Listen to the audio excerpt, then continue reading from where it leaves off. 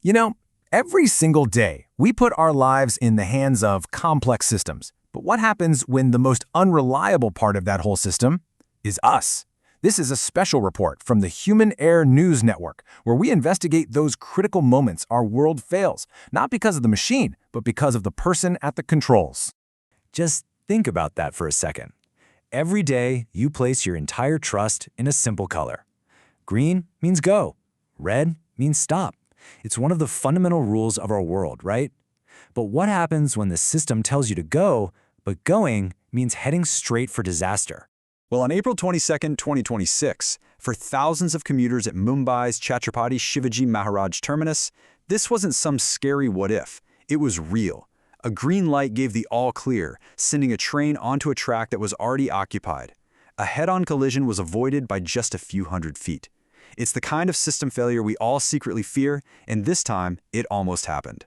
Look, that near miss in Mumbai, it wasn't just some random one-off fluke. No. Our investigation reveals it's actually a symptom of a much, much bigger problem. A problem that has a number. It's a vulnerability that's basically baked into the very systems we depend on. This is the number that should honestly keep you up at night. 87%. That is the share of major, consequential train accidents caused not by failing steel or some faulty wiring, but by us, by human failure. And this isn't just speculation. This comes from a huge analysis by Niti Aayog, the Indian government's own policy think tank. They looked at nearly 600 serious accidents over 5 years and found a pattern that was, well, it was staggering. The weakest link in the chain is the human link. All right, let's switch gears, put on our hard hats for a second, and look at this like a rail safety engineer. Because to really fix a system, you have to get on the ground and trace the point of failure. The CSMT near miss is our ground zero. So let's break down exactly what went wrong. Just look at this timeline. The whole thing unfolds in less than 60 seconds. At 3:18 p.m., the signal goes green for the wrong track. The motorman does his job, he proceeds, he trusts the system. By 3:19 p.m., he sees that other train and slams the emergency brakes. And look at that final distance, 130 meters. That's about the length of a football field. That's how close we came to a national tragedy. So here's the kicker. The investigation pointed to an interlocking error.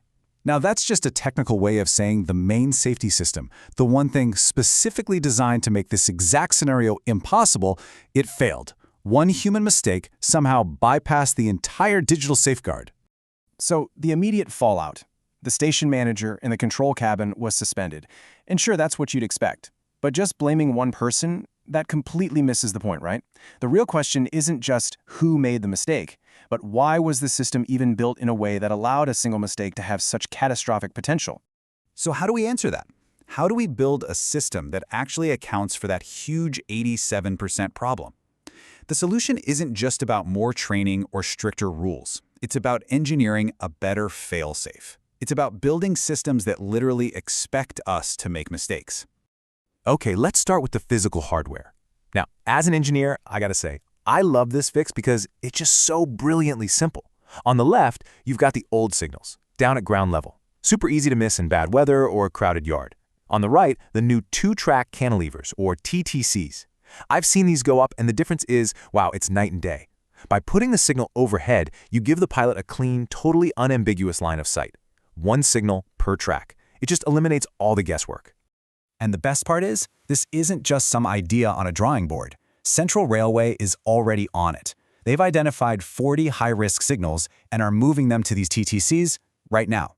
This is a proactive, common-sense fix that directly engineers out the possibility of a simple misreading. But physical fixes, as great as they are, they're only one layer. The real game changer? That's digital. We need a system that doesn't just guide the human, but can actually step in when the human gets it wrong. We need an automated guardian. And that guardian has a name, Kavach. In Hindi, the name means shield, and that's exactly what this thing is. It's an indigenous automatic train protection system. The best way to think of it is like a digital co-pilot that is always, always watching, designed to be the ultimate backstop against human error. So how does this digital shield actually work? Well, it's constantly feeding the pilot real-time info on speed limits and upcoming red signals. It can see if two trains are on a collision course. But here it is. This is the absolute game changer. If the pilot, for whatever reason, fails to act on a warning, Kavach takes control. It automatically applies the brakes. It intervenes. No questions asked. And that right there, that's the huge philosophical shift in safety that you really need to grasp. We're moving away from a world that relies solely on a person watching a screen and moving towards a world of automated oversight, where the system itself has the final say in a moment of crisis. So, yeah, we're building better shields, physical ones like the TTCs and digital ones like Kavach. We are actively engineering our own fallibility right out of the system. But it does leave you with this one kind of unsettling final question, doesn't it? We can make our systems safe from human error, but as we hand over more and more control, can we ever make them free from our own human doubt? This has been a special report from the Human Error News Network.